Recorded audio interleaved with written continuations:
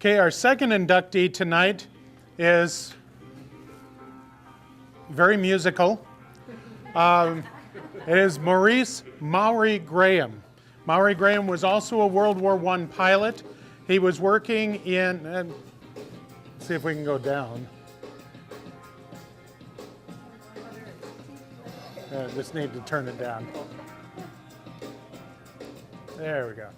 Thank you. See, have to get a woman in here? I don't know. And you know, I can say this and my wife's not even here. So, you know, she's losing out this time. She can't use it against me. No, but Maury Graham was working in a store in Los Angeles and was approached to be one of the first pilots for a startup airline to be called Western Air Express. Western Air Express was the idea of Pop Handshoe. Pop Handshoe was a used car dealer in Los Angeles, but he saw that there would be a value if he could get the contract airmail route that ran from Los Angeles to Las Vegas to Salt Lake City. Now notice the name was Western Air Express. It wasn't Western Airlines initially, because he knew that the way that you made money with the early airlines wasn't by carrying passengers, it was by carrying mail and by carrying goods. So he talked Maury Graham into being one of the first 4 pilots, and in 1926, Maury Graham was the first commercial pilot to land in Las Vegas, in the brand new airport that had opened a few years before that was known as Anderson Field and later Rockwell Field. It was the first airfield in southern Nevada. Some of you may remember where the Sahara is downtown on the Strip. The parking lot behind the Sahara was where that airstrip was. That's the first airport site in southern Nevada. So he ended up becoming the first pilot to fly in here, but a few years later he flew in the midst of the worst snowstorm that we have ever seen in southern Nevada. January 10th, 1930, he flew in here. Now, Maury Graham was considered a very safe pilot. He didn't even trust the instruments on his plane. He had an altimeter on the plane, but he carried 2 separate altimeters with him at all times. So he would know that he was getting high enough to get over the mountains and to get over anything that was in his way.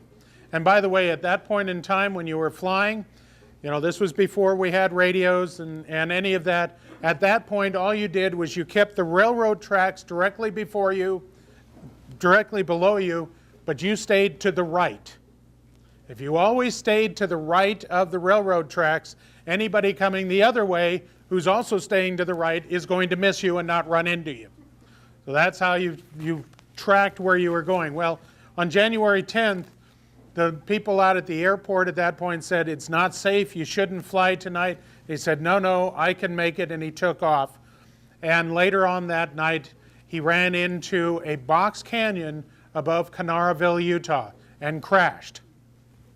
He was up there for quite a while. He survived the crash, actually got away from the plane, and was up there, but nobody could get into this area for months.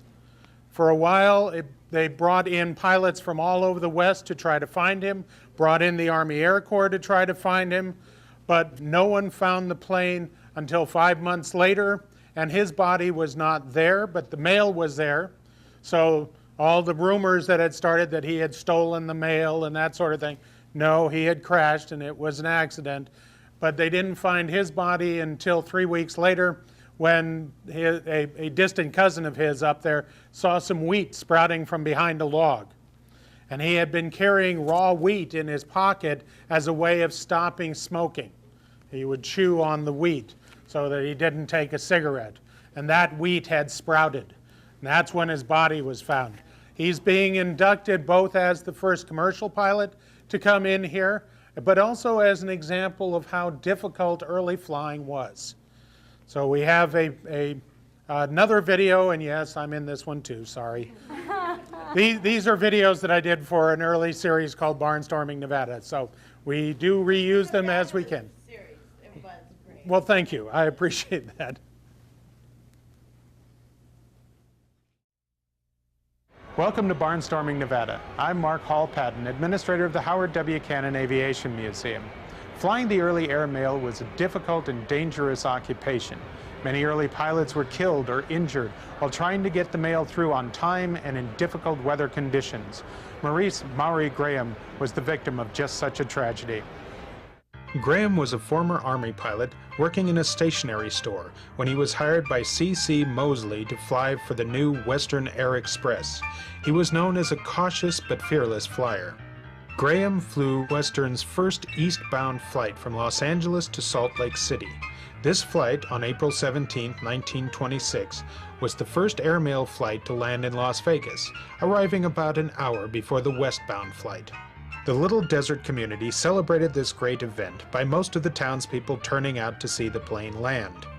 Local cowboy Bill Morgan reenacted the Pony Express by riding out to the plane and handing the mail to Graham.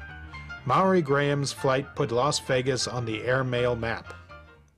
Graham took his last flight on January 10, 1930.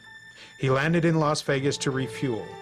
While there, he was told that the weather conditions between Las Vegas and Salt Lake City were quite bad, with heavy snow falling. He was advised not to make the flight, but decided, against the judgment of those on the ground, to press on.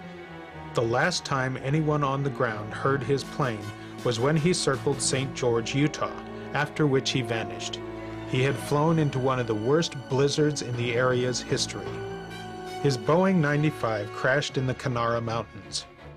A search was organized, but it was not successful. Army pilots and Graham's fellow Western Air Express pilots were also unable to locate the plane. On June 24th, 6 months later, local ranchers finally found the wreckage of Graham's plane. The mail he had been carrying was recovered and forwarded. Graham's body was not found for another 3 weeks. He had landed alive, but died after trying to get off the mountain. James Allen, searching the area, saw some wheat growing up from behind a log. Following the wheat, he located Graham's remains. The wheat had sprouted from seeds Graham had been carrying to chew in an attempt to stop smoking. Maury Graham was one of many early pilots whose sacrifice made possible a service we take for granted today. So we will add Maury here.